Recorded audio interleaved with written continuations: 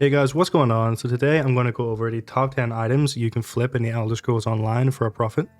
So the first thing we're going to look at today are motifs, okay? Now motifs you can flip with a really small cash stack and they can make you quite a lot of money. So the best way in my opinion to flip motifs is to look for the most expensive part of any style and just look for that listed cheaper than what it's worth. So I find all the time I'm getting, for example, honor guard shoulders for like 20k because the rest of the honor guard style is worth 20k, but the shoulders are actually worth about 80 to 90k on Xbox. And it's really similar for like finding their chest. Again, everything's like 10k, but the chest is worth 80.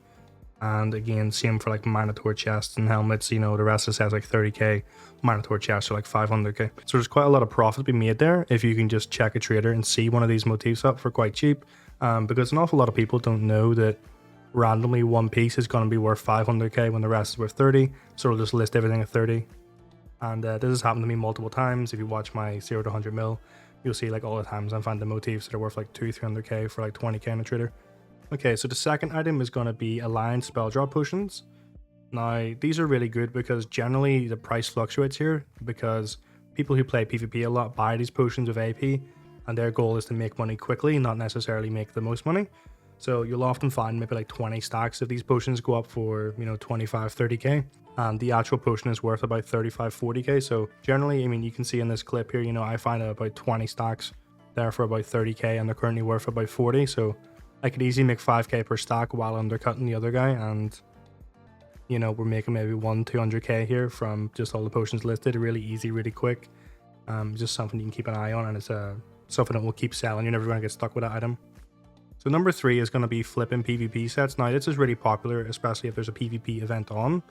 So a lot of people will be getting drops, you know, they'll be getting Plague Brick, you know, they'll be maybe spending their AP on Fish's Death, they'll maybe be buying some Powerful Assault gear, you know, and they're not necessarily going to know the exact price of this, you know. Frequently in the past week or so, I've been picking up really good Plague Brick pieces, you know, like charge maces, things like that, charge swords, Inferno stuff. And I've been picking them up for like 5k, 10k and selling them for 50-60k each. It's really an easy profit because people don't really think, they just think the entire set's worth like 5 or 10k. And especially Fish's Death, because Fish's Death lightning staffs are like 300k, and often I get one for like 40k, 50k because people don't quite understand that that particular item is very expensive.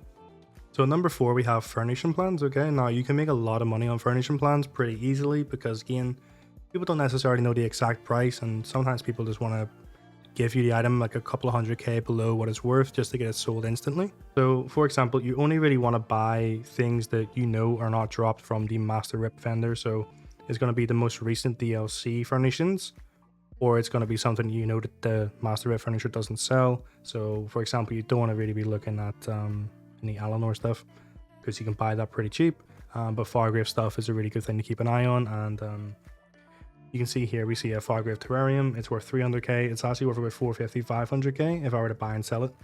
So it's just a really easy profit there. These do take a little bit longer to sell because you have to find someone who wants to buy the furnishing, so it can take a couple of days, but there's big profit margins on furnishings. Now for number 5, we're going to be looking at companion items, specifically purple companion items. Okay, so what you want to look for are the items in the correct weight or the correct trait. Okay, so if you find, for example, a light aggressive leg, that's going to be worth 200-300k on Xbox easily, probably more in different servers. And a lot of people, again, don't really look at the trait, they don't really look at the weight, they just sort of go, oh, I got a companion item dropped while I was just, you know, killing world bosses for a daily, and they'll just list it for 30-40k, and you can make a lot of profit there. Very similar with the jewelry. Okay, so again, like a figure's necklace is worth like 200-300k. A lot of people list them up for, you know, like maybe 60-70k because they don't know the trait is worth a lot. So you can make a lot of money there on companion items. I would stick to purple because blue you're really not going to make too much profit on. The 6th thing we're going to be looking at are going to be rune boxes. Okay, so there's a lot of nice rune boxes. You know, you can get you multiple things like skins and costumes, things like that. So you just want to be looking out for rune boxes. Specifically, I would say the Shriven skin. That's worth about 400k on Xbox. You know, you can get that a bit cheaper. 6,000 robes, you know, just general like the Spectre pumpkin mask, things like that. Just things you can look out for on a trader that generally people won't really know the price of. You know, if someone's a, you know, farming Molag Bal and they get a Shriven skin, A lot of the time they just sort of killed it passively while they're doing some PvP and they don't know the price of it, and they'll just spin it up for like, you know, 50k or something, and you can make a big margin on that. And it's yeah, very similar with a couple of other RUNE boxes, so it's always good just to use a price checker.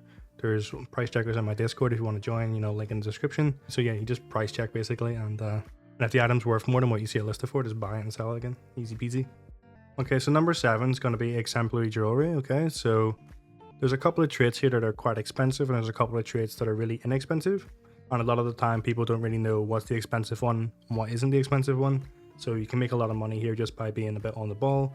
So for example, Harmony, Triune, Swift, they're all pretty much the expensive ones that you can buy and sell. So you can sell Triune jewelry for about 30k. You can sell Harmony for about 20k. You can sell Swift for like 10k.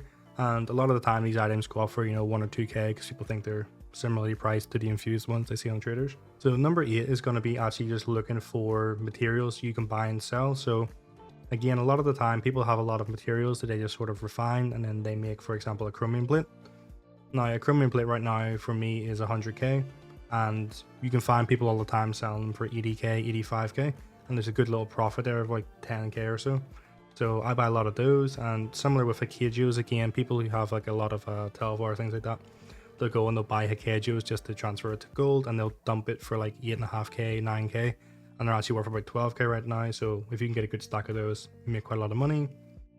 And then you can just look at like normal stuff, like furnishing stuff's quite good as well. So people, again, they'll just be sort of in their craft bag, like wondering what's there, and they'll list like a stack of mundane runes for like 20k.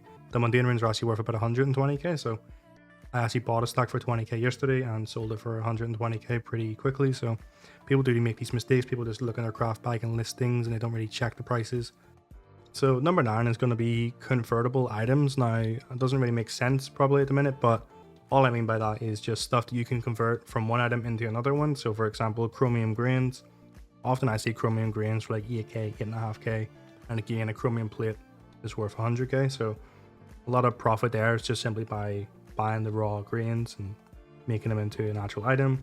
Again, with raw materials, for example, I'm frequently seeing just stacks of Rapido leather for like 5k, and you know, a wax is worth 5k on its own. So the Rapido leather itself is just profit. If you're running around, you look for some purple jewelry on a trader, you know, if you can get it for under like 2k, I would say buy it and deconstruct it, because again, a purple grain is worth about 4k or so.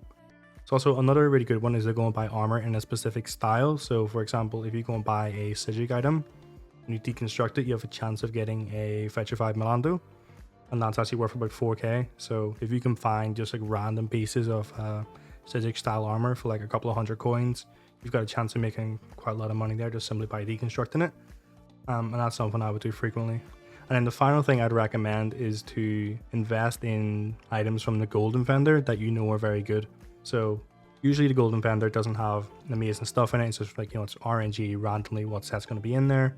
But there's sometimes where, you know, you can get like Mother Sorrow rings in there, or you can get like Fish's Death rings, things like this, you know, really things people really want and they're going to pay a lot of money for, but they'll be discounted because they're in the golden. So generally on Xbox, if something comes into the golden, the jewelry sells for about 60k for that whole weekend.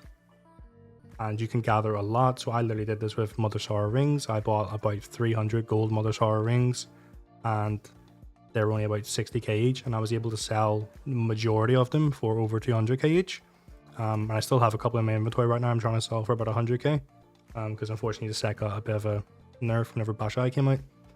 But you know, it's still substantial profit. I think I made 25 million or so off just those gold Mother Sorrow rings. There's just quite a lot of money made there. All I did was put them in a couple of boxes in my house and wait like 2 or 3 months.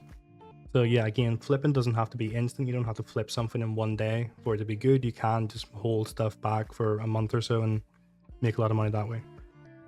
But yeah, that's been the top 10 items to flip in ESO. So hopefully you guys find this helpful. Hopefully you've got a bit more idea of what people actually buy and sell in the game to make money. You know, not a lot of people know where to start, so hopefully this is a good start for you guys. But yeah, if you do like the video, remember to leave a like on it, subscribe to the channel for more content like this, and I will see you next time.